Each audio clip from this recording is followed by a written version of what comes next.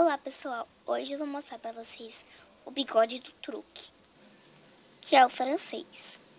Você vai ver seus óculos e acessórios, você encontra o bigode. Quando a gente vai usar, ele não está lá.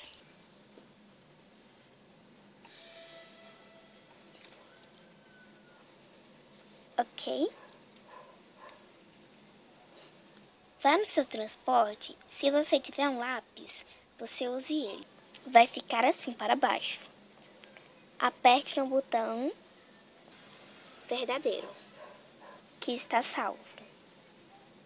Você vai estar assim. Depois, pegue nas suas roupas, quer dizer, nos seus transportes e escolha um. Esse é o meu transporte, para vocês verem. Aperte que está salvo e vocês vão ver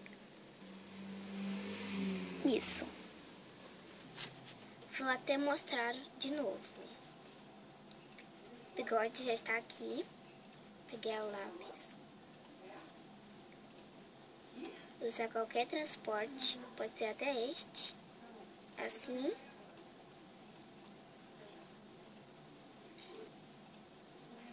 É só esses transportes que eu tenho, mas se eu encontrar mais, pessoal, falarei para vocês. Até o próximo vídeo, se inscreva no meu canal.